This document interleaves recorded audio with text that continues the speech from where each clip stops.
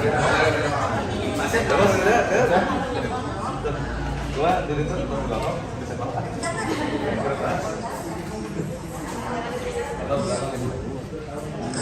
Ibu yang masih ada di luar ruang guru, ditunggu kehadirannya. Acara diseminasi akan segera dimulai. Diseminasi hari ini ada dua. Yang pertama adalah diseminasi budaya positif yang akan disampaikan oleh Ibu Nursida MPD, Nursida Sutantri MPD, calon guru penggerak FMSI angkatan 8.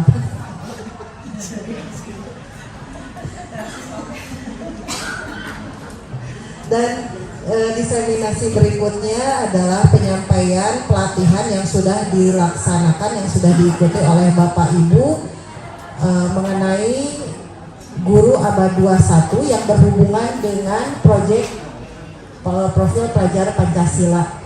Dan ini berhubungan dengan pembuatan proyek P5 yang insya Allah akan kita laksanakan di kelas 10. Seperti yang Bapak Ibu ketahui bahwa kelas 10 itu sudah mulai masuk ke kurikulum Merdeka. Untuk teknisnya nanti kita serahkan kepada Bapak Ibu yang mengikuti kegiatan pelatihan guru abad 21, yaitu guru BK, guru pendidikan agama Islam, pendidikan agama Katolik, pendidikan agama Kristen, kemudian PPKN.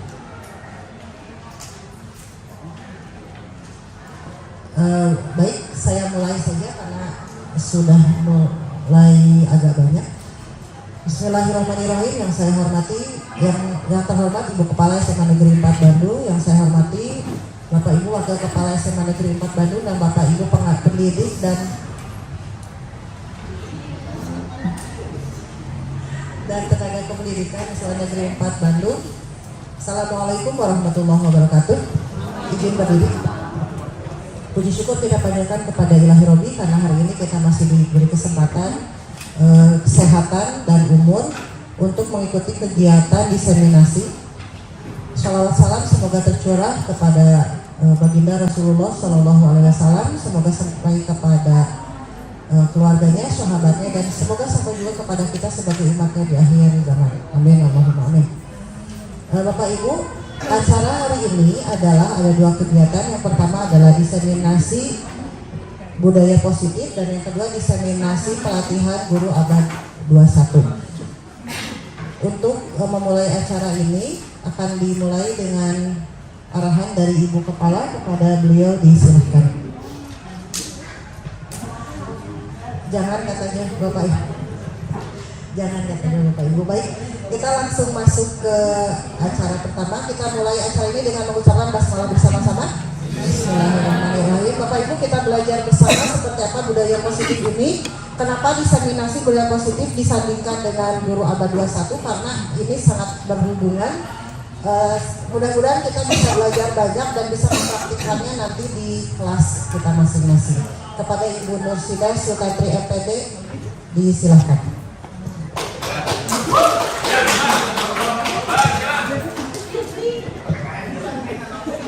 Cek. Baik, mohon izin untuk berdiri. Bismillahirrahmanirrahim. Assalamualaikum warahmatullahi wabarakatuh. Yang terhormat Ibu Teti Ismaiti SPD MPK, yang terhormat Bapak Ibu Wakasek, Bapak Ibu guru serta tenaga kependidikan yang selalu saya hormati dan selalu saya banggakan.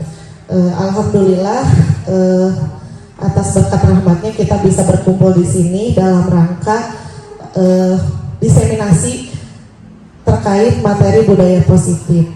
Nah, mungkin saya mengucapkan terima kasih juga untuk pihak sekolah yang selalu support dan memberikan waktunya untuk saya melakukan diseminasi terkait materi budaya positif. Nah, mungkin saya cerita dulu ya awal mulanya kenapa saya itu melakukan diseminasi. Jadi Bapak Ibu, saya itu memang sekarang bertugas sebagai fasilitator guru penggerak di angkatan 8, dan alhamdulillah saya mendapatkan kesempatan juga menjadi calon guru penggerak rekognisi namanya gitu. Kalau Pak Agus kemarin calon guru penggerak, jadi yang mendampingi CGP itu saya sebutnya CGP langsung aja ya Bapak Ibu. yang mendampingi CGP itu pengajar praktik. Nah kemarin saya dengan Bu Nancy di angkatan 4 sudah mendampingi para CGP. Kemudian kita daftar sebagai fasilitator dan alhamdulillah sekarang sedang bertugas di angkatan 8 ini dan diberikan kesempatan juga alhamdulillah menjadi CGP. Jadi tugasnya double Bapak Ibu ya. Ya saya mendampingi CGP ada 22 dari Kabupaten Bogor dan Kota Tasik, serta saya sebagai CGP juga. Jadi saya juga mengerjakan tugas-tugas mereka, tapi tidak semua modul, hanya modul-modul akhir saja. Seperti yang saya tayangkan di sini, aksi nyata modul 1.4 terkait budaya positif. Jadi nanti di 1.4 di modul 2 juga saya akan aksi nyata, di 2.3 kemudian nanti di modul 3 juga akan aksi nyata terkait pengelolaan program yang berdampak pada murid gitu ya. Nah ini deg-degan nih saya. Oke, jadi itu ya filosofinya, asal-usulnya. Makanya aduh luar biasa gitu ya. Kalau di LMS itu yang diminta hanya 10 orang Bapak Ibu ya, minimal. Dan ini sungguh luar biasa. Aduh makanya saya terharu gitu ya Bapak Ibu sudah bisa meluangkan waktunya untuk mungkin kita belajar bersama, kita sharing bersama terkait materi budaya positif ini. Nah, itu asal mulanya. Kemudian saya juga menampilkan quotes gitu ya dari Ki Hajar Dewantara di sini bahwa anak-anak itu hidup dan tumbuh sesuai kodratnya sendiri. Kita sebagai guru hanya bisa merawat dan menuntun tumbuhnya kodrat tersebut gitu ya. Itu selalu aduh bikin sedih gitu ya. Jadi sampai saat ini oh iya gitu ya, anak-anaknya ternyata harus hidup dan tumbuh sesuai kodratnya, karena anak-anak kita itu beragam ya Bapak Ibu ya, potensinya, latar belakangnya, kemudian apalagi ya tingkat akademiknya mungkin ya. Jadi segala sesuatunya itu beragam. Jadi makanya kita sebagai pendidik hanya bisa menuntun, menumbuhkan bakat yang dimiliki oleh peserta didik tersebut. Misalnya anak berbakat dalam bidang seni, kita tumbuhkan saja, jangan dipaksa. Misalnya kimia harus bagaimana, seperti itu tugas kita Bapak Ibu. Kata Ki Hajar Dewantara yang sudah dikatakan berapa tahun yang lalu ya Bapak Ibu ya, berapa puluh tahun yang lalu gitu. Makanya kenapa saya menampilkan quotes KHD ini di awal. Kita lanjut saja ya Bapak Ibu. Mohon izin Ibu, ini direkam juga. Ya mohon izin, ini kegiatannya direkam karena nanti akan dilaporkan di LMS itu minimal 60 menit Bapak Ibu ya. Kalau mau mendapatkan nilai yang 4 gitu ya, rubrik 4, makanya mohon izin mungkin 1 jam ke depan kita akan belajar bersama, sharing terkait budaya positif. Oke, selanjutnya berikut adalah agenda. Yang pertama pembukaan, kemudian nanti akan sharing terkait materi budaya positif, lalu mungkin diselingi diskusi dan tanya jawab, dan mungkin diakhiri dengan penutup. Kita lanjutkan. Ya sebentar, tenang Bu. Ada ya. Nah di pembukaan, ini pembukaan maksudnya ya. Di pembukaan itu bahasa breakingnya siap nanti ya. Nah di pembukaan tadi sudah kita awali dengan membaca basmalah ya. Mungkin ada yang belum, kita awali lagi dengan membaca basmalah bersama-sama. Bismillahirrahmanirrahim. Selanjutnya ice breaking, nanti setelah ini ya Bapak Ibu ya. Lalu ada tujuan pembelajaran dan kesepakatan kelas. Jadi setiap saya mendampingi CGP di yang namanya ruang kolaborasi atau VKON selalu diawali dengan ini gitu ya, di pembukaan. Nah SPG-nya nanti setelah ini ya Bapak Ibu. Nah tujuan kenapa saya melakukan aksi nyata ini, saya ingin kita semua mampu memahami dan mempraktikkan budaya positif dalam rangka menumbuhkan karakter dalam pembelajaran yang berpihak pada murid. Karena ya kita sebagai guru kan tidak selalu materi ya Bapak Ibu ya. Nah karakter juga harus disentuh, harus ada touch-nya. Makanya guru itu kan nggak bisa digantikan oleh robot ya. Karena ya karakter yang harus kita tonjolkan. Makanya kenapa ada yang namanya profil pelajar Pancasila seperti itu. Selanjutnya, nah ini kesepakatan belajar. Tapi ini sudah saya rancang. Mangga Bapak Ibu pilih ayat. Aneh ya saya kalau ngomong sudah. Mungkin ada yang mau ditambahkan atau dikurangi selama 1 jam ke depan. Bapak Ibu apakah sepakat kalau Bapak Ibu memiliki kesempatan untuk berpendapat? Sepakat ya Bapak Ibu? Sepakat ya. Oke, selanjutnya yang kedua, berpikiran terbuka dan saling menghormati. Sepakat Bapak Ibu? Ya, yang ketiga, jika ada satu peserta berbicara, maka peserta lain mendengarkan. Sepakat Bapak Ibu? Oke, yang keempat, berpendapat setelah dipersilakan. Oke, berpartisipasi penuh. Sepakat ya. Dan yang terakhir, mudah-mudahan Bapak Ibu bisa mengikuti kegiatan ini dengan perasaan yang gembira. Gembira nggak Bapak Ibu? Oke, harus gembira ya. Oke. Nah, mungkin ada yang mau ditambahkan Bapak Ibu atau dikurangi? Pak Jajang mungkin? Nah, boleh handphone di silent ya. Ya, silakan Bapak Ibu, handphone di silent. Ini harus diedit nanti. Ya, jadi silakan untuk penggunaan handphone disesuaikan saja ya Bapak Ibu. Oke. Nah, selanjutnya kita masuk, tapi kita refleksi dulu ya Bapak Ibu. Nah, ini ada satu pertanyaan, 3 pertanyaan. Setuju atau tidak? Ya, Bapak Ibu boleh nanti beberapa orang berpendapat. Yang pertama, bahwa hukuman itu bisa mendisiplinkan anak. Setuju atau tidak Bapak Ibu? Hukuman bisa mendisiplinkan anak. Cung yang setuju, cung yang tidak, cung yang abu-abu. Kayaknya saya ragu-ragu gitu ya. Oke, yang kedua, pemberian hukuman dengan hal positif seperti membaca atau membersihkan halaman sekolah dapat meningkatkan disiplin anak. Setuju nggak Bapak Ibu? Nah, ada yang setuju, ada yang tidak ya. Kenapa Bu Nancy tidak? Pemberian hukuman hal yang positif, kalau bagi siswa yang senang baca maka aku dapat Senang gitu ya. gitu. Jadi ini nggak selalu menjadi peningkatan disiplin anak. Ya, siap. Terima kasih Bu Nancy. Kalau yang setuju, Bu? Setuju ya. Mungkin ada baiknya juga gitu ya, ada sisi baiknya juga. Oke. Selanjutnya, pemberian penghargaan bisa meningkatkan motivasi belajar anak. Reward misalnya sertifikat atau apa. Setuju Bapak Ibu? Oke, setuju ya Bapak Ibu. Ada yang tidak? Kenapa? Kenapa Pak Agus? Nah, Bu Nancy tadi udah ya. Pak Agus mungkin mau berpendapat kenapa tidak. Setuju atau tidak Pak Agus? Tidak. Kenapa tidak?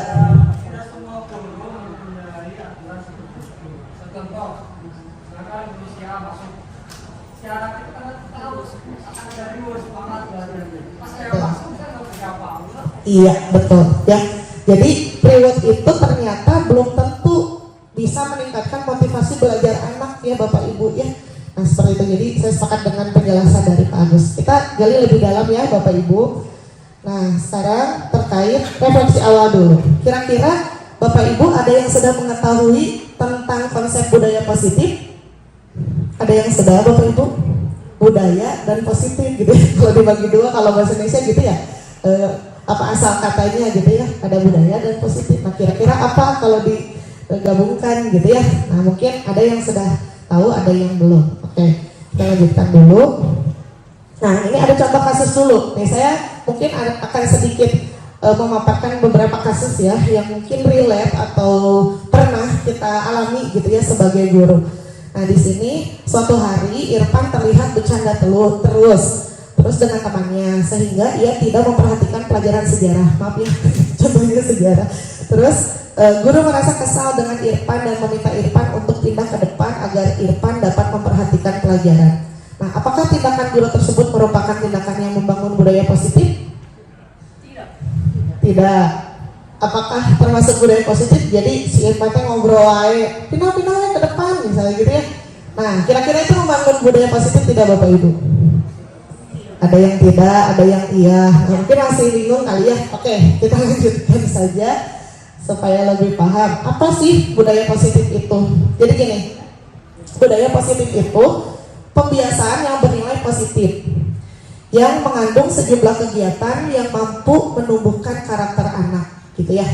Nah, budaya positif ini nantinya meliputi 6 aspek. Jadi kita bisa lihat dari 6 aspek yang nanti akan dipaparkan satu persatu. Mulai dari perubahan paradigma stimulus respon, kemudian konsep disiplin positif, keyakinan kelas, pemenuhan kebutuhan dasar manusia, posisi kontrol guru, dan segitiga restitusi. Waduh, apa itu Bu Sida? Nah, nanti mungkin saya jelaskan satu persatu ya dan disertai contoh. Jadi dengan kita memindahkan anak misalnya ya, sok udah langsung aja ke depan gitu ya.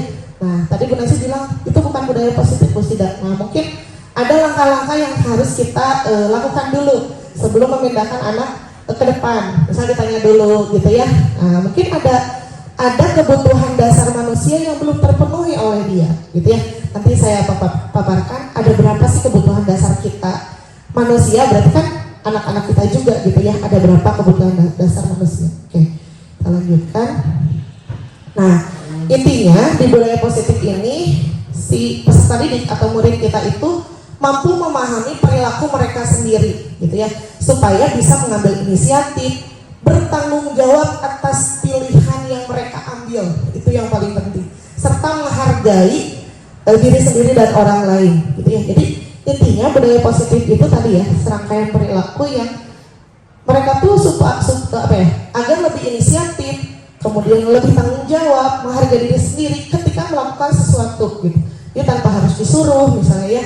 Ketika dia ngobrol kan harusnya seperti apa? Nah, harusnya dia harus menyadari dulu seperti itu. Dan tindakan yang tepat harusnya tadi ya, yang Irfan, harusnya kita nanya dulu gitu ya. Nah, bertanya dulu, kenapa kamu ngobrol misalnya gitu ya, nggak langsung udah pindah aja ke depan gitu ya. Mungkin ditanya dulu gitu ya, apa yang diobrolin gitu ya. Terus atau bisa jadi kita membuat dulu kesepakatan belajar di awal gitu ya, supaya mendorong motivasi intrinsik namanya, motivasi dalam diri dari peserta didik ya. Jadi ya jangan langsung dipindahkan ke depan. Makanya betul tadi, dia itu bukan termasuk budaya positif, harusnya ditanya dulu. Kemudian atau di awal kita kesepakatan belajar dulu dengan anak-anak. Kalau ngobrol gimana, kalau main HP seperti apa. Nah itu silakan Bapak Ibu sepakati dulu di awal pembelajaran sebelum Bapak Ibu mengajar gitu ya. Oke. Selanjutnya, nah ini baru kita sekalian ice breaking aja ya. Nah di sini ada perubahan paradigma. Kegiatannya namanya cobalah buka. Nah Bapak Ibu mungkin bisa nyobek kertas sedikit aja, silakan. Mungkin ada kertas di sekitarnya, boleh merobek kertas secari yang kecil. Aduh maaf ya Bapak Ibu ya, pemawaan pun apinya orang. Berapa jam? Oke. Nah kemudian silakan berpasangan dua orang. Sama yang dekat aja deh, sama yang dekat sebelahan gitu ya, sama yang dekat aja ya. Nah gitulah ya, sama yang dekat. Nah Bapak Ibu tentukan siapa yang jadi A, siapa yang jadi B gitu ya. Nah terserah ya. Nah instruksinya gini, tuliskan benda atau sesuatu yang sangat berharga untuk Anda pada kertas, atau gini aja ceritanya, kertas tersebut adalah benda berharga buat Bapak Ibu. Oke? Ceritanya kertas tersebut adalah benda berharga bagi Bapak Ibu. Nah kemudian silakan letakkan di salah satu tangan. Oke? Dan genggam kertas tersebut. Genggam berarti gini ya, tangannya ya, nggak usah gede-gede, kecil aja. Genggam, Bu, dimasukkan ke sini. Jadi dimasukkan, disembunyikan si kertasnya gitu. Kecil aja Bu, kecil aja ya. Nah, sobek-sobek, lalu masukkan ke dalam genggaman. Nah, itu ceritanya benda berharga buat Bapak Ibu ya. Nah, sekarang teman B akan nah sekarang satu orang dulu ya. Nah, misalnya Bu Erni A. Nah, Pak Kamal silakan mencoba sekuat tenaga dengan berbagai cara ke Bu Erni untuk memberikan benda tersebut. Boleh dengan cara membujuk, mengancam, menghardik, merayu, menyuap, apa aja terserah.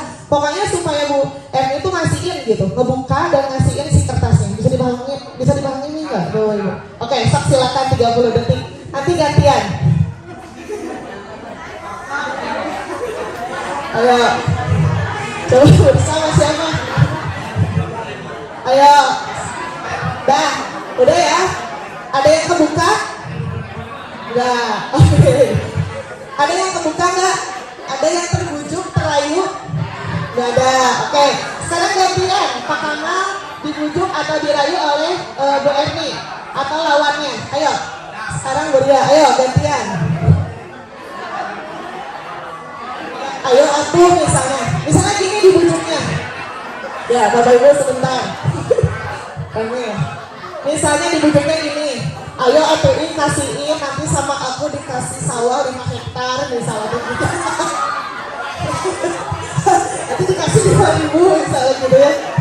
Dikasih handphone aja nggak mau katanya ya. Nah, oke, sudah ya Bapak Ibu ya. Nah, oke. Sekarang kita tarik benang merahnya ya. Maksudnya apa? Apa yang terjadi? Cung yang berusaha mempertahankan supaya tetap tergenggam. Tetap tergenggam.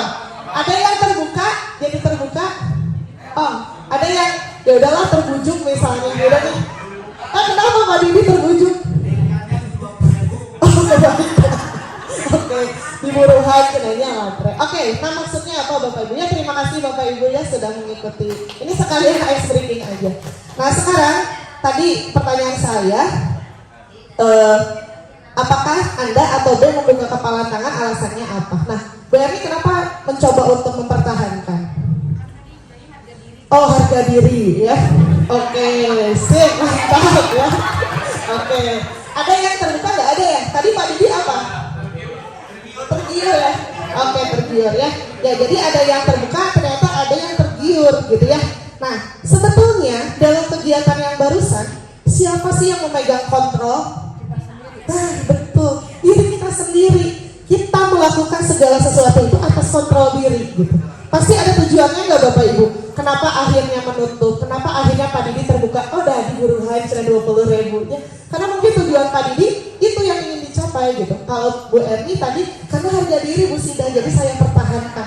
Nah itu maksudnya ya. Jadi segala sesuatu sama halnya dengan murid kita, melakukan segala sesuatu itu sesuai dengan kontrol dirinya gitu ya, sesuai dengan tujuannya. Mungkin dia ngobrol itu di belakang kayak tadi Irfan ngobrol pas pelajaran sejarah, mungkin ada sesuatu yang belum dipenuhinya gitu ya.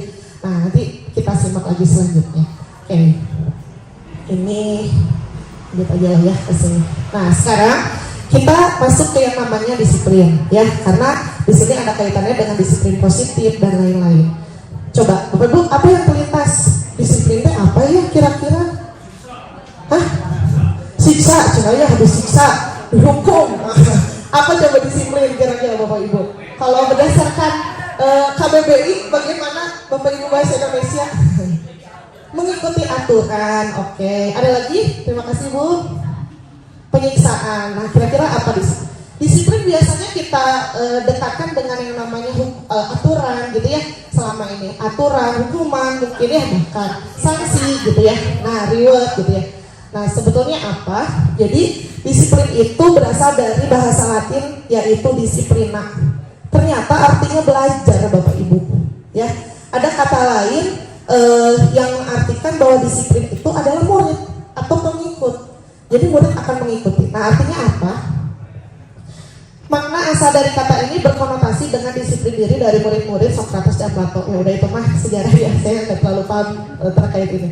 Intinya, disiplin diri itu bisa membuat orang untuk menggali potensinya, menuju sebuah tujuan apa yang dia hargai gitu ya. Yang anak belajar aja ya, kan mungkin tujuannya berbeda ya. Nah makanya ya di awal ini kita coba ke anak-anaknya ya, tujuan dia belajar itu apa? Apakah takut sama orang tuanya? Nah, ya saya berharapnya sesuai dengan tujuannya dia gitu ya, dari dalam diri dia.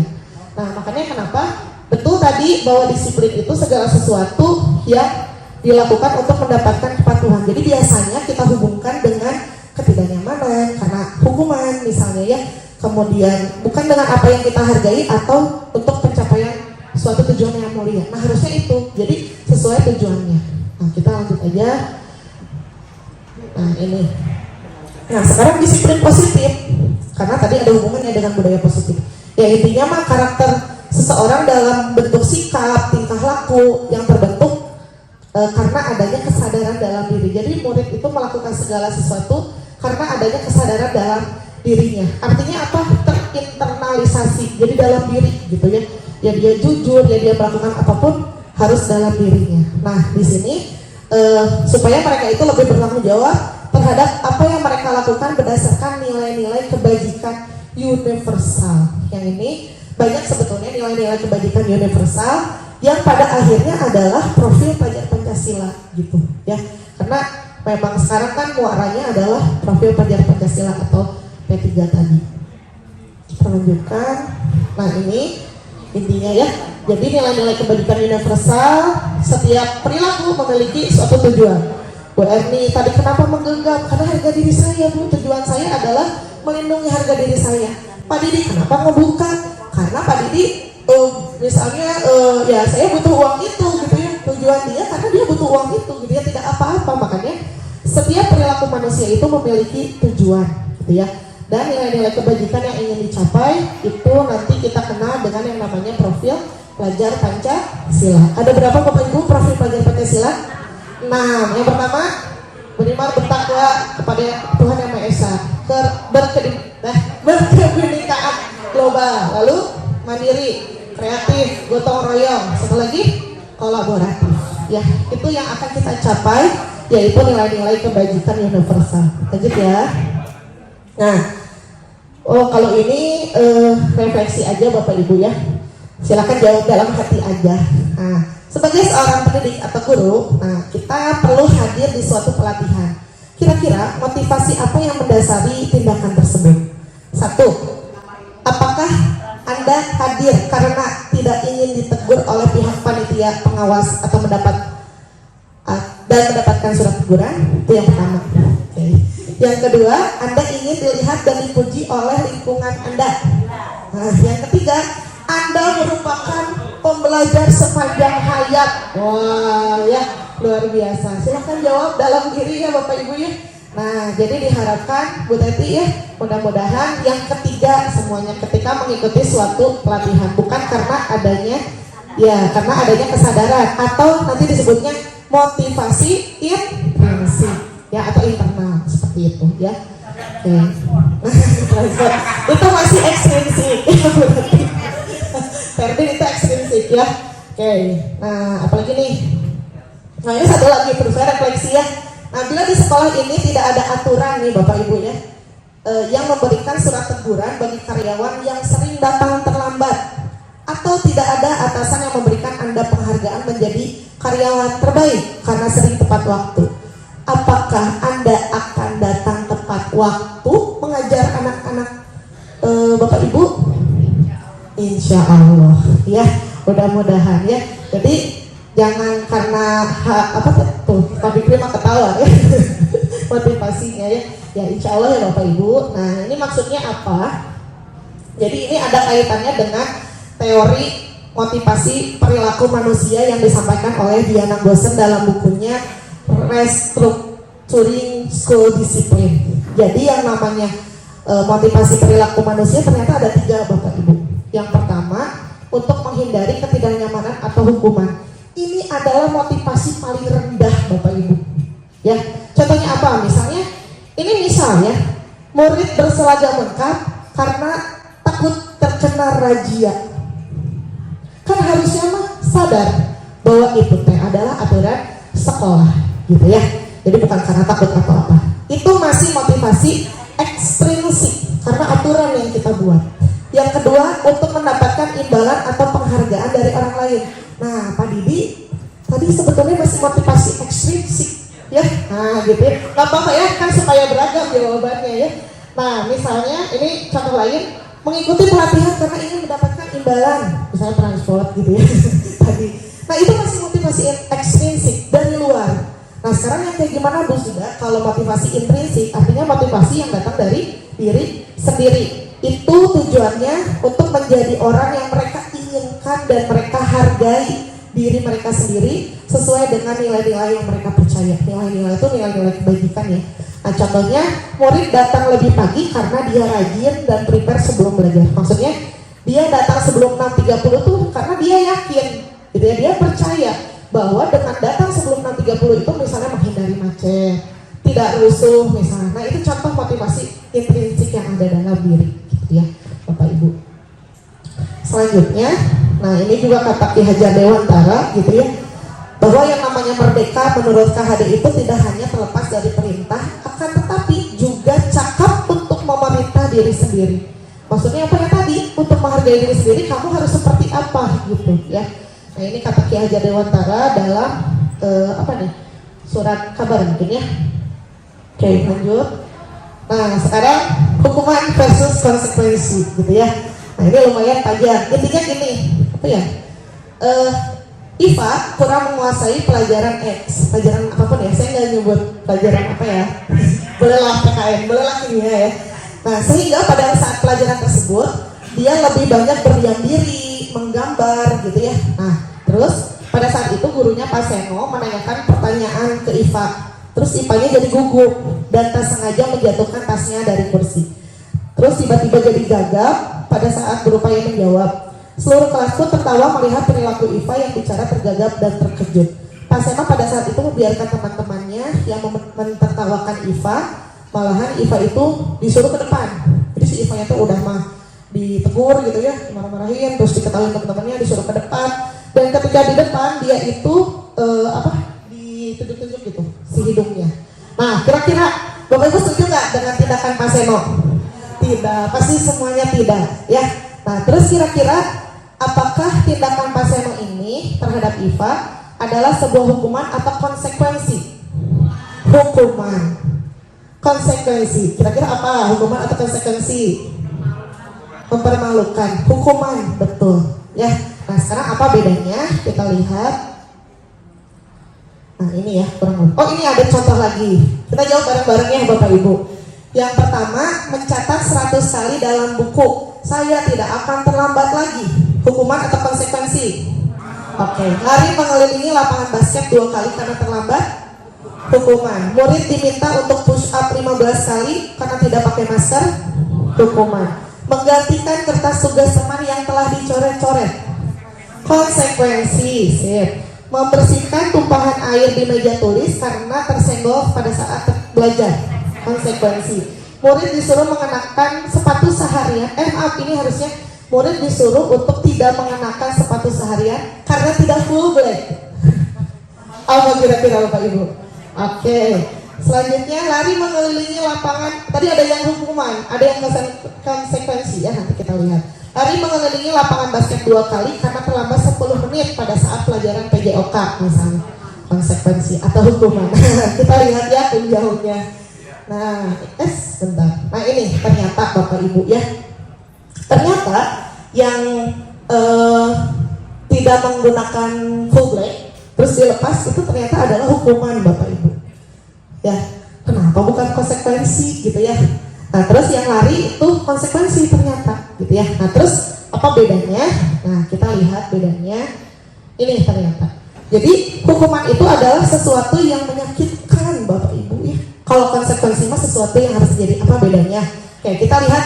Kalau ini agak sulit, kita lihat yang berikutnya. Kalau hukuman membuat anak sakit. Jadi kalau hukuman itu membuat anak sakit, bisa fisik, bisa psikis. Ya nggak Bapak Ibu ya? So, sekarang kalau misalnya, ini sebenarnya pernah saya lakukan juga gitu ya. Karena anak itu tidak menggunakan sepatu full black, terus dicopot gitu ya. Nah, sakit apa yang akan dia derita misalnya? Fisik kah? Fisik bisa ya, karena mungkin sakit kakinya. Psikisnya gimana? Malu, betul gitu ya. Di sini malunya, dilihatin sama teman-teman nyeker gitu ya. Nah, oke. Nah, kalau konsekuensi membuat anak merasa nyaman, membuat anak merasa tidak nyaman dalam waktu yang jangkanya itu jangka pendek gitu. Nah, terus akhirnya hukuman itu bisa membuat anak membenci kedisiplinan. Sok Bapak Ibu. Sekarang yang terlambat biasanya tidak aja ya. Nah, karena pada akhirnya udah gitu ya. Karena pada akhirnya mungkin anak itu menjadi jadi benci disiplin gitu ya. Kalau konsekuensi itu anak bisa lebih menghargai kedisiplinan ya. Dan seterusnya intinya kalau hukuman membuat anak itu jadi marah, kemudian punya rasa bersalah, dipermalukan, merasa tak dihargai seperti itu ya. Sedangkan konsekuensi kebalikannya. Nah, nanti mungkin ada satu hal lagi yang akan saya sampaikan terkait restitusi.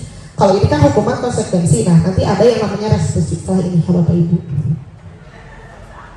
Waktunya. Nah, sekarang berikutnya adalah kita sebagai guru itu dikenalkan ada yang namanya 5 posisi kontrol terhadap murid. Ada yang sebagai penghukum, ada yang sebagai pembuat rasa bersalah, lalu ada sebagai teman, sebagai pemantau, dan sebagai manajer. Apa bedanya, dan mungkin bisa berefleksi saya sudah melakukan yang mana gitu ya, apakah penghukum, apakah manajer sudah gitu ya. Nah, kita lihat perbedaannya karena ini ada kaitan dengan yang tadi.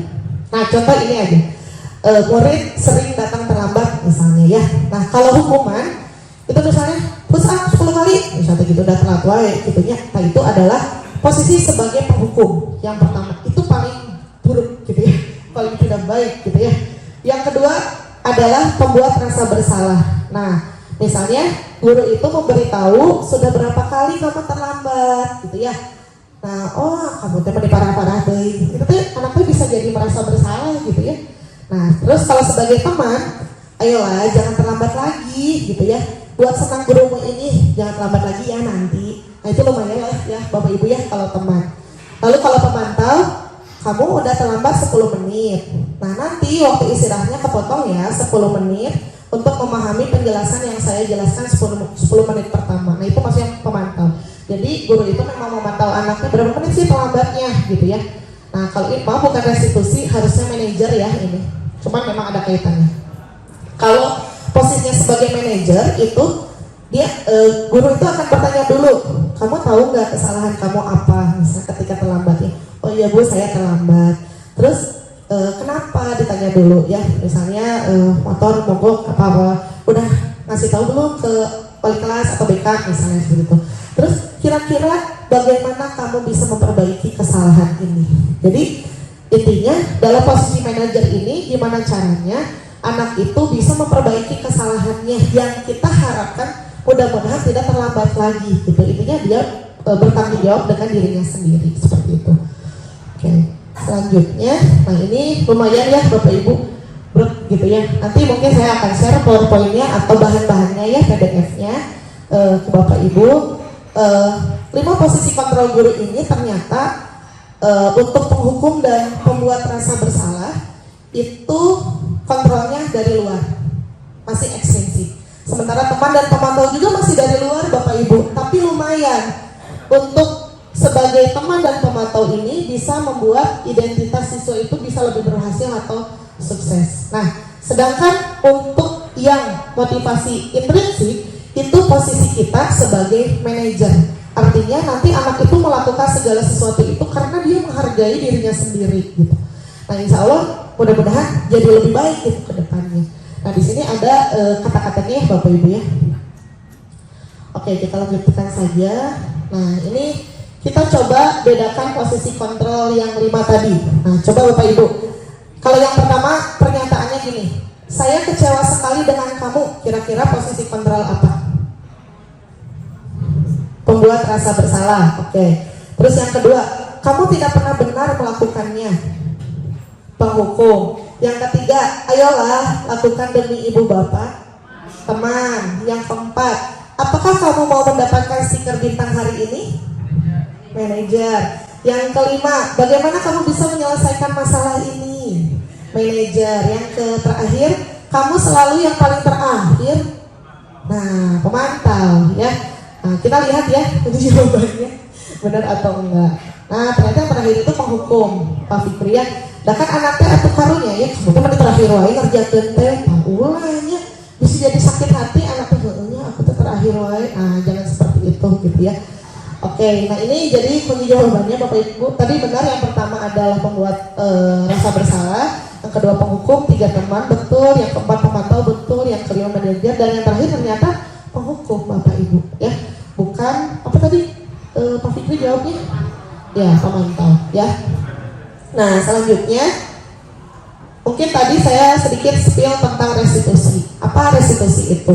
Restitusi itu intinya proses menciptakan kondisi bagi murid untuk memperbaiki kesalahan mereka, gitu ya, sehingga mereka itu bisa kembali kepada kelompok dan berkarakternya itu jadi lebih kuat. Kemudian di sini juga restitusi upaya kolaboratif kita supaya murid itu bisa menemukan solusi sendiri, gitu ya. Kalau misalnya anak salah, itu jangan, kalau saya ya sekarang gitu ya, alhamdulillah ketika dapat materi ini, ketika anak salah itu ya jangan langsung kamu gimana, pegang aja, tanpa dia itu dikasih kesempatan untuk bicara. Wah, anak itu pasti malah jadi oh gitu ya, mungkin kayak gitu ya. Nah, jadi ya itu tadi. Jadi gimana caranya kita itu berkomunikasi dengan siswa, dan siswa justru yang menemukan solusinya sendiri gitu terhadap permasalahannya. Jangan dulu kita kasih tahu, kamu tuh harusnya gini, kamu tuh coba kita pancing, harusnya gimana. Anak tuh pasti tahu apa yang harus dia lakukan. Ya Bu, saya tuh salah. Terus harusnya kedepannya gimana? Ya Bu, saya harusnya tidak terlambat, saya harusnya, pasti anak itu tahu.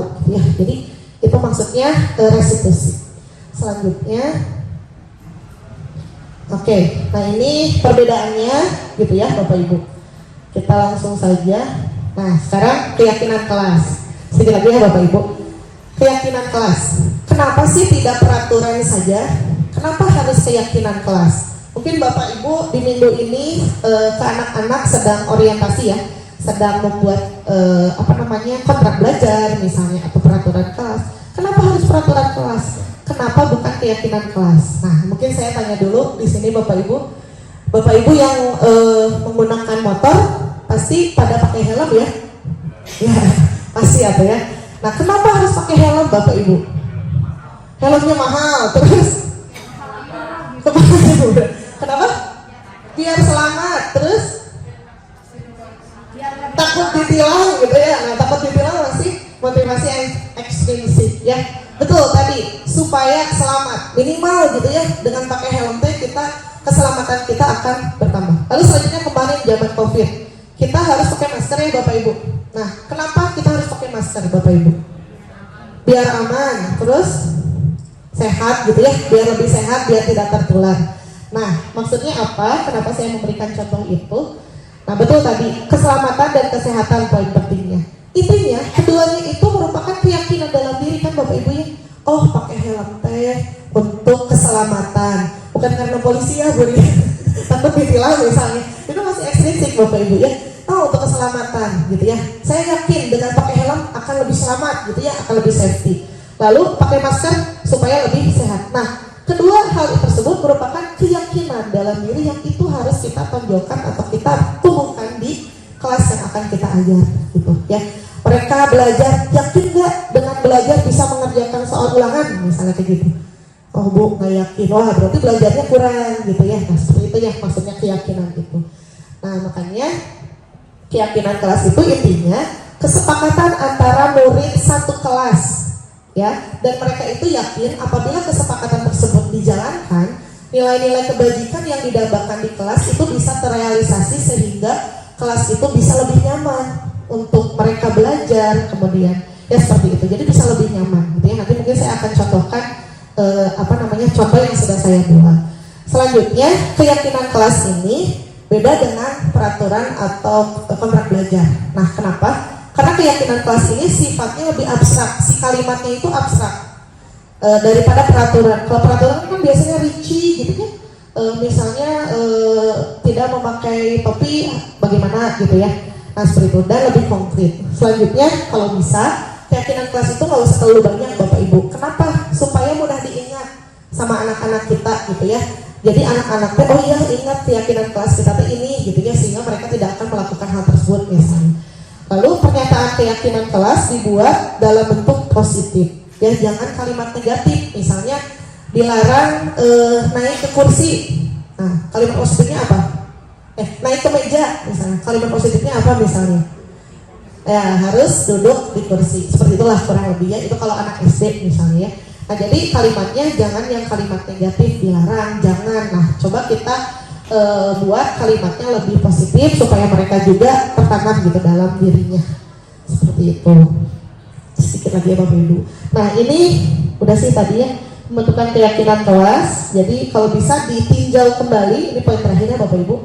Ditinjau kembali keyakinan kelas tersebut dari waktu ke waktu. Jadi bisa jadi keyakinan kelas itu bisa jadi berubah ya, karena kondisi misalnya oh iya ini belum ada, nah bisa jadi ditambahkan gitu, tidak apa-apa ya Bapak Ibu. Nah selanjutnya, nah ini contoh keyakinan kelas. Ini mah saya download dari orang lain gitu ya, ada di PPT orang lain. Nah kurang lebih seperti ini, tapi ini untuk anak SD kayak gitu ya. Misalnya datang tepat waktu, tapi ini masih terlalu rinci gitu ya. Nah misalnya seperti ini, kami guru dan murid saling menyayangi misalnya. Kan saling menyayangi itu seperti apa? Misalnya komunikasinya baik gitu ya, kemudian ada lain-lain ya, saling menyayangi itu kan banyak. Jadi memang lebih abstrak daripada peraturan kelas seperti itu. Selanjutnya, nah ini langsung aja lah ya jawabannya. Nah maksudnya apa nih?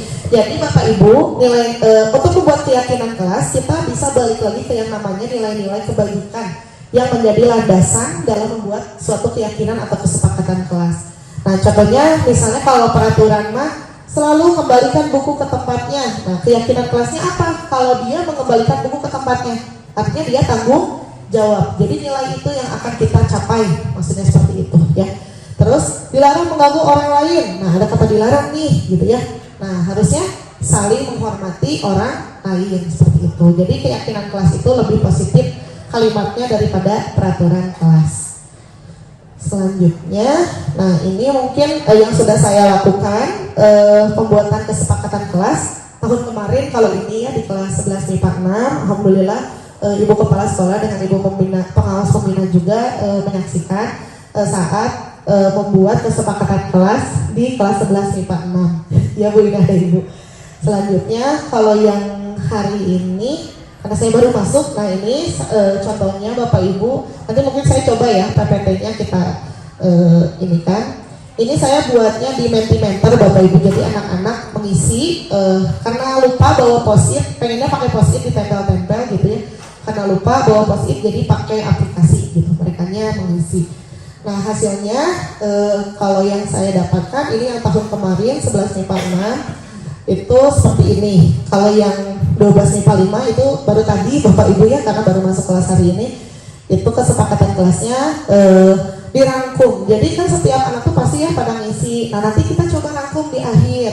Kira-kira kita kerucutkan apa saja sih yang akan menjadi kesepakatan kelas belajar di pelajaran kita gitu ya.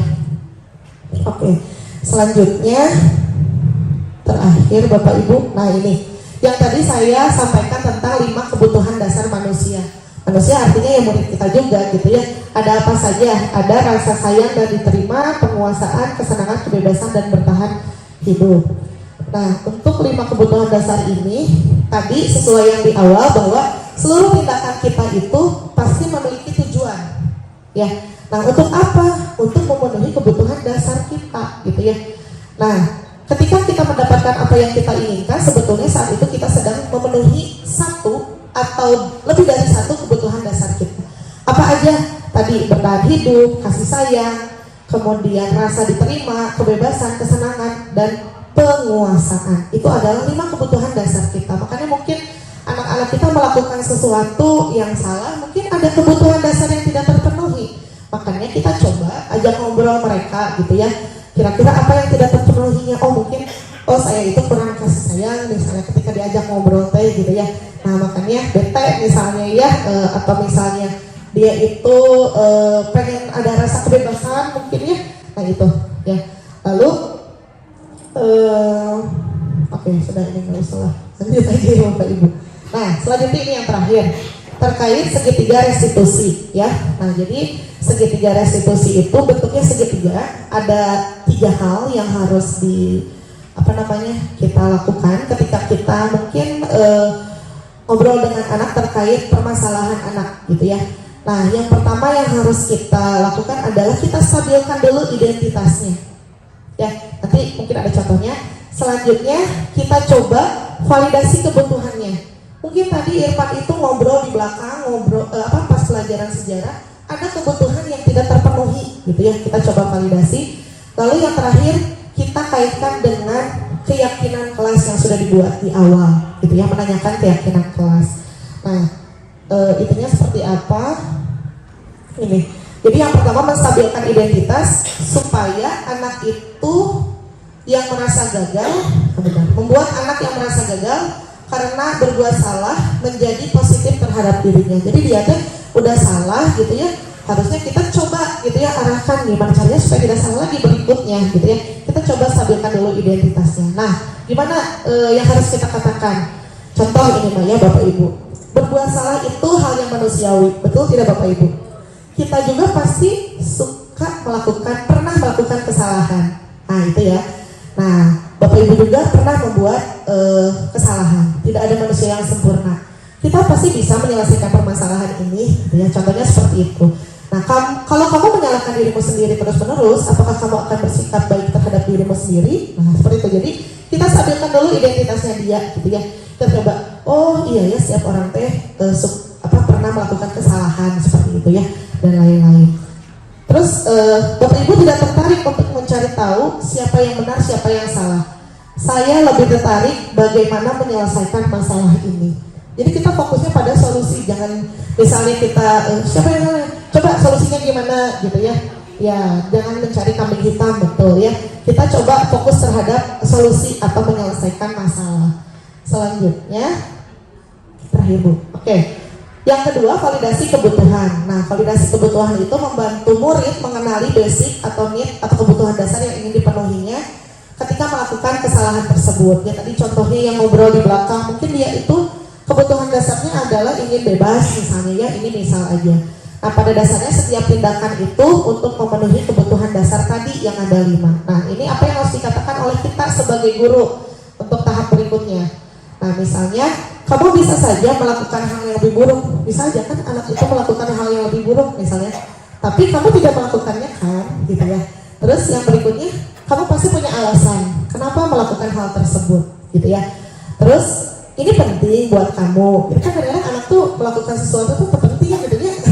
Nah, mungkin kita bahasanya diganti, ini penting nggak buat kamu, gitu ya.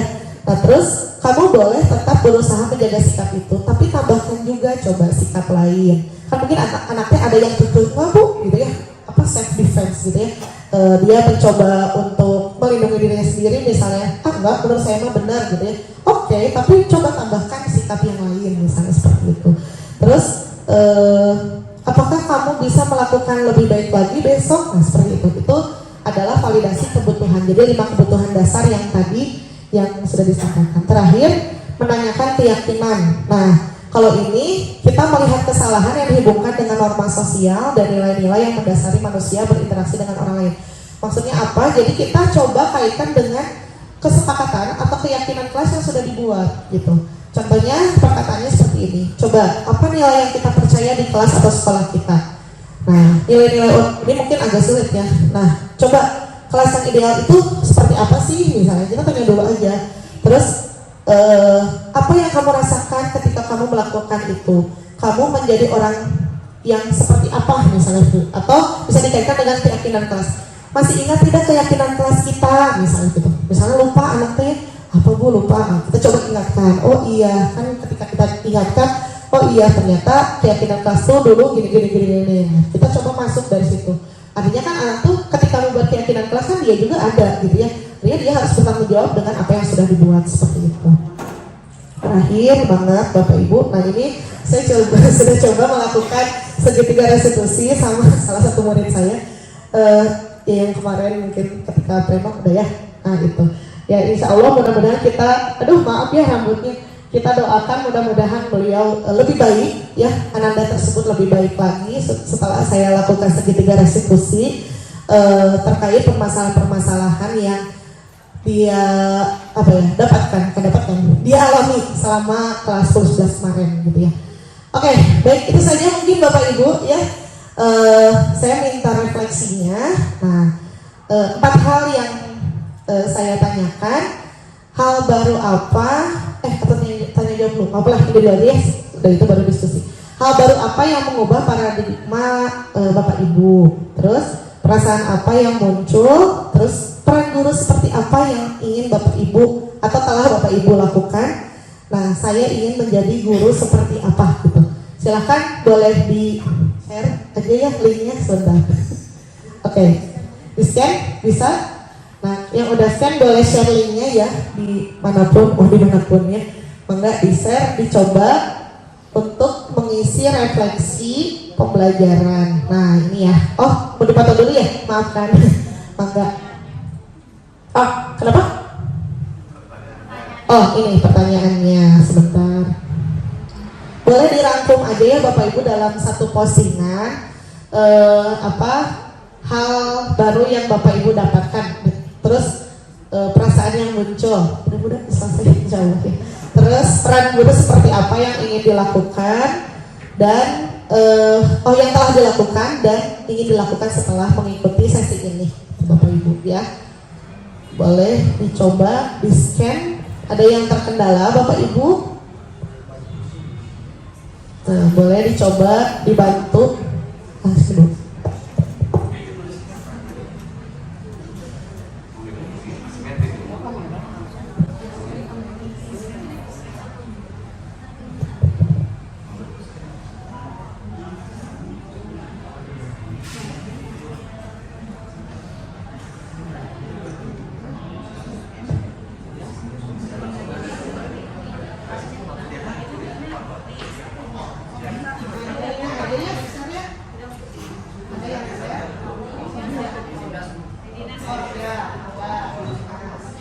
Ya, silakan Bapak Ibu boleh mengisi refleksi pembelajaran. Ini terlalu kecil ya Bapak Ibu. Oh, mana sih? Ya, intinya setelah mengikuti sesi ini, hal baru apa yang mungkin mengubah paradigma Bapak Ibu, terus perasaan yang muncul tentang disiplin dan motivasi intrinsik, lalu peran guru seperti apa yang telah dilakukan dan yang akan Bapak Ibu lakukan, gitu ya Bapak Ibu. Boleh dalam satu postingan saja ya Bapak Ibu.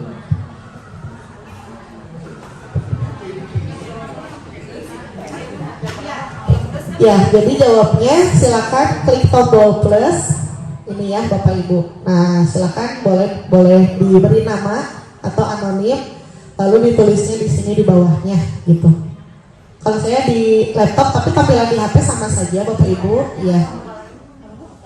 Pertanyaannya hal baru apa yang Bapak Ibu dapatkan, lalu perasaan yang muncul bisa digabung sih ini, intinya sama saja. Lalu peran guru yang telah dilakukan. Jadi selama ini kita sedang melakukan peran guru seperti apa misalnya. Kalau saya jujur aja pernah menghukum, pernah ya. Membuat rasa bersalah saya juga pernah, Bapak Ibunya saya mengakui itu gitu ya. Nah tapi saya belajar mencoba untuk menjadi posisi manajer gitu ya setelah ini gitu. Misalnya seperti itu. Ada yang masih terkendala Bapak Ibu? Oke, masih mengisi ya. Kita lihat, salah di sini. Nah belum ada. Bisa diklik tombol plus, klik, nah gitu ya. Lalu di HP juga sama, lalu ditulis saja apa yang Bapak Ibu dapatkan. Publish ya, setelah itu baru publish atau publikasikan. Nah mantap. Ada anonim di sini. Cara menghadapi peserta didik yang memiliki keunikan dan saya mencoba untuk menjadi posisi teman yang baik, luar biasa ya. Wah Bu Nancy ada fotonya nih ya. Iya, terima kasih Bu Nancy dan Bu Ria ya. Ini namanya boleh dua lah. Bu Ria, nggak apa-apa pakai tamu. Bisa diedit ya ini ya. Siap. Boleh pakai foto Bapak Ibu ya, kenang-kenangan ya. Nah kan digenang-genang enggak ya? Insya Allah. Ini hanya untuk laporan nanti setelah ini gitu Bapak Ibu. Ada yang masih terkendala Bapak Ibu? Oh pertanyaannya ya. Nah silakan. Intinya hal baru apa yang Bapak Ibu dapatkan, intinya itu, lalu peran guru yang sudah dilakukan dan peran guru yang akan dilakukan setelah ini ya. Tadi yang pertama ingin menjadi teman yang baik, wah luar biasa nih ya. Lalu di sini ingin sebagai teman dan manajer, siap, terima kasih Ibu. Lalu lebih memposisikan peran sebagai manajer, ya luar biasa ya Bapak Ibu. Aduh luar biasa Bu Tati, saya terharu. Terhura iya ya. Udah alhamdulillah ya, insya Allah. Pertanyaannya, oke balik lagi. Nah ini nomor 1 sama 2 boleh digabung ya. Dan sama saja intinya hal baru apa yang Bapak Ibu dapatkan. Lalu yang berikutnya peran guru yang sudah dilakukan. Lalu yang terakhir peran guru seperti apa yang akan dilakukan gitu ya Bapak Ibu.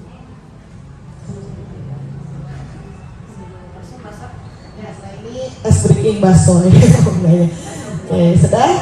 Hah?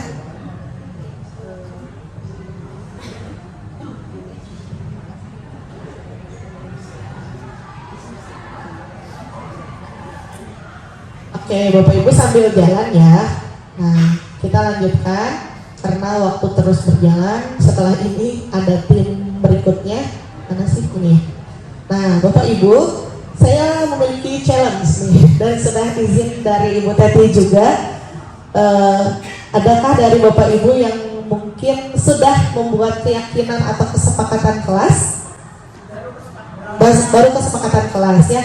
Mungkin nanti saya boleh ya izin meminta dokumentasinya sebagai laporan dan kesepakatan kelasnya. Atau Bapak Ibu setelah atau ada yang belum?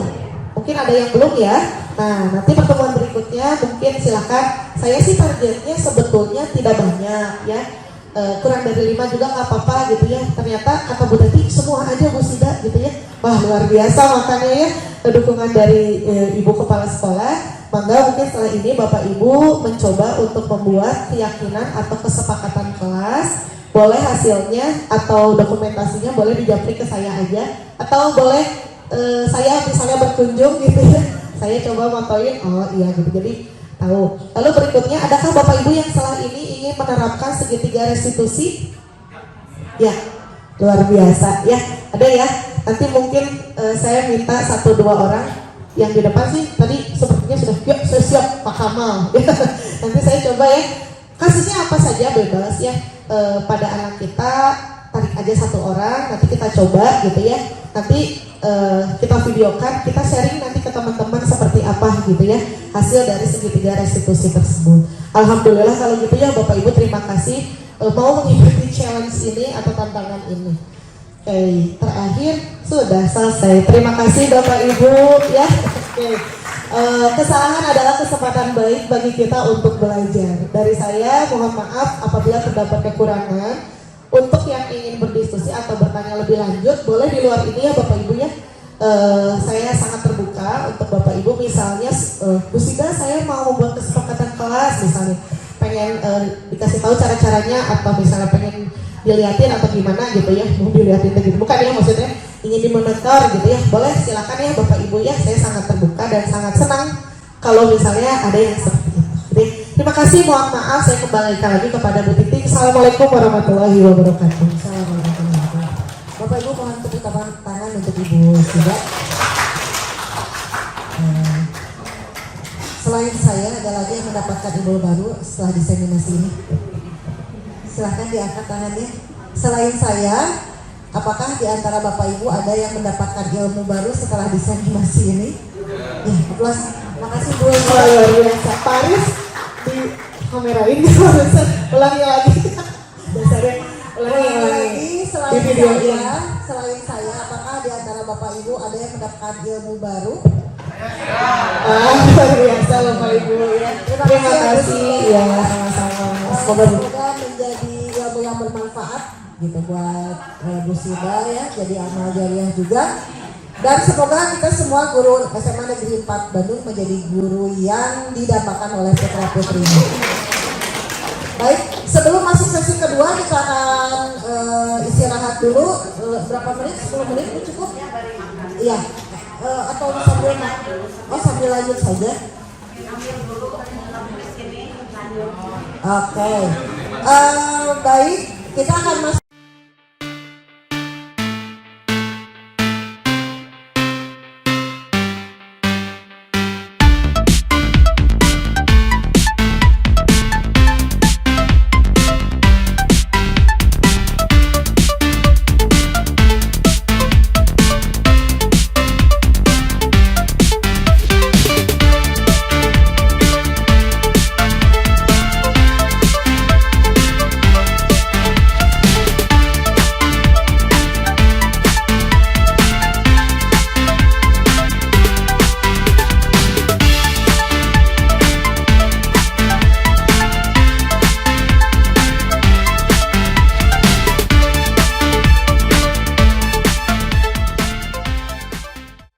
Apalagi ya tingkat akademiknya mungkin ya, jadi segala sesuatunya itu beragam. Jadi makanya kita sebagai pendidik hanya bisa menuntun, menumbuhkan bakat yang dimiliki oleh peserta didik.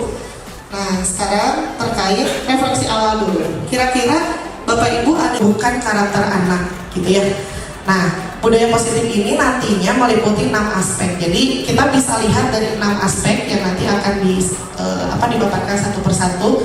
Mulai dari perubahan paradigma stimulus respon, kemudian konsep disiplin positif, keyakinan kelas, pemenuhan kebutuhan dasar manusia. Ke Bu Erni untuk memberikan benda tersebut, boleh dengan cara membujuk, mengancam, menghardik, merayu, menyuap, apa aja terserah.